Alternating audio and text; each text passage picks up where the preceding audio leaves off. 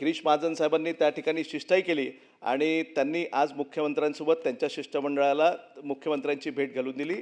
मुख्यमंत्री साहेबांनी सांगितलं की अधिवेशन संपण्यापूर्वी निधी वितरणाचा निर्णय आम्ही 100% घेणार आहे, म्हणून मुख्यमंत्री साहेबांचं अभिनंदन। सभापती महोदय, 4.5 मिनिटात पुरवणी उरकलं। पुरवणी मागण्यावर बोलण्याच्या पूर्वी मला मुख्यमंत्री साहेबांचं अभिनंदन करायचं आहे।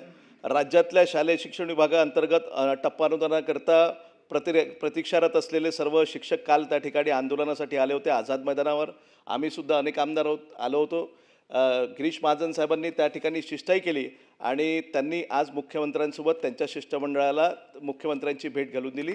मुख्यमंत्री साहेबांनी सांगितलं की अधिवेशन संपण्यापूर्वी निधी वितरणाचा निर्णय आम्ही 100% घेणार आहे, म्हणून मुख्यमंत्री साहेबांचं अभिनंदन करतो। पुरवणी मागण्यावर मला थोडक्यात बोलायचं, एक 5-7 मागण्या फक्त आपल्यासमोर मांडतोय।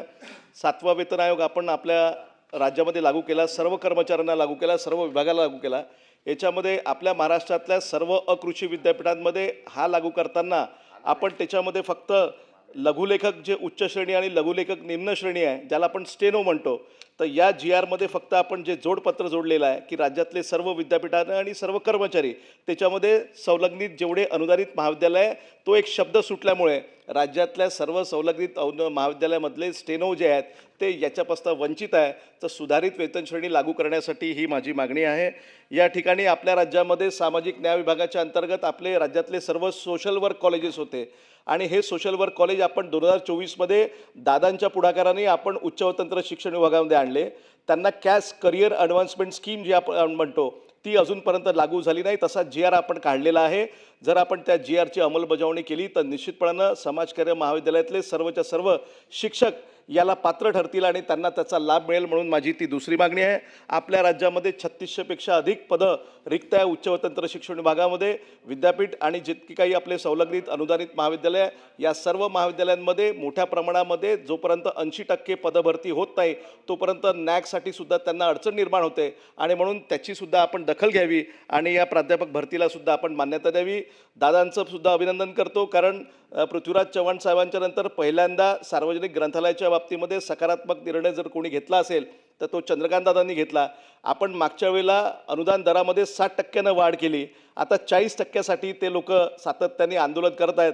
आमची विनंती आहे की 40% जर आपण त्याच्यामध्ये अनुदानामध्ये वाढ केली तर निश्चितपणाने आपल्या राज्यातल्या सार्वजनिक ग्रंथालयाला, कारण इथे मराठी भाषा आणि सांस्कृतिक कार्यमंत्री आशिष शेलार साहेब उपस्थित आहे, सातत्याने आपण मराठी भाषेचा पुरस्कार आपण सर्वजण करतो, तर या बाबतीमध्ये सुद्धा कारण ग्रंथालय चळवळीच्या माध्यमातून मराठी भाषेला बळ मिळेल आणि म्हणून 40%चं त्या ठिकाणी आपण वाढ करावी अशी माझी या ठिकाणी मागणी आहे।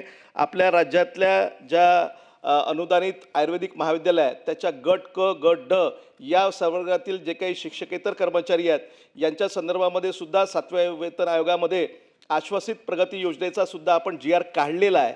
या GRच्या नुसार खरं म्हणजे त्यांच्या वेतन श्रेणीमध्ये वाढ करण्यात येऊन त्यांना सुधारित वेतन श्रेणी, कारण 10, 20, 30 अशी आपण आश्वासित प्रगती योजना जोपर्यंत लागू करणार नाही तोपर्यंत त्यांना लाभ मिळणार नाही। म्हणून माझी विनंती आहे की आपण आपल्या राज्यातल्या सर्व अनुदानित आयुर्वेदिक महाविद्यालयामधल्या गट क आणि गट ड या संवर्गातील सर्व शिक्षकेतर कर्मचाऱ्यांना या 7व्या वेतन आयोगाप्रमाणे आपण ती सुधारित वेतन श्रेणी लागू करावी अशी माझी या ठिकाणी विनंती आहे।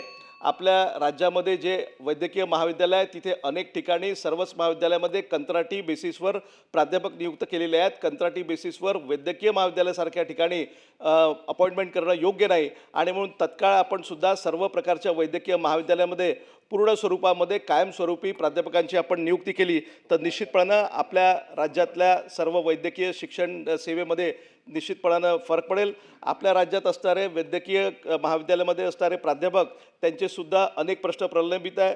त्यांची ओल्ड पेन्शन स्कीम असेल, नॉन प्रॅक्टिस अलाउन्स असेल, त्यांची पे लिमिट असेल, त्यांचा पे बँड असेल, नॉन कंपाऊंडिंग इन्क्रीमेंट असेल, कॅश असेल, PG अलाउन्स असेल, असे अनेक प्रलंबित मुद्दे अनेक वर्षापासून प्रलंबित आहे। माझी वैद्यकीय शिक्षण मंत्र्यांना विनंती आहे की या आपण सप्लिमेंटरी डिमांड्समध्ये त्याचा समावेश केला नाही आहे, कृपा करून आपण त्याचा समावेश करावा। फक्त एकच मुद्दा मांडतो की सामाजिक न्याय विभागामध्ये आपण 1 फेब्रुवारी 2022ला GR काढला होता। सामाजिक न्याय मंत्र्यांनी एक मिटिंगसुद्धा घेतली होती की 1 महिन्याच्या आत त्यांच्यासुद्धा मानधनामध्ये वाढ करण्याचं त्यांनी आश्वासन दिलं होतं. मिटिंगला मी सुद्धा उपस्थित होतो, परंतु अजूनपर्यंत तो निर्णय निर्गमित झाला नाही. आमची विनंती आहे की पुरवणी मागण्यामध्ये त्याचासुद्धा समावेश करावा आणि सामाजिक न्याय विशेष सहाय्य विभागाच्या माध्यमातून ज्या स्वयंसेवी संस्थांच्या माध्यमातून जे काही वसतिगृह आपण राज्यामध्ये चालवतो त्यांच्या मानधनामध्ये जर वाढ झाली तर निश्चितपणे त्याचा उपयोग आपल्या राज्यातल्या सर्व विद्यार्थ्यांना होईल. मी वेळेअभावी इतक्याच आपल्या या ठिकाणी डिमांड्स मांडतो. धन्यवाद.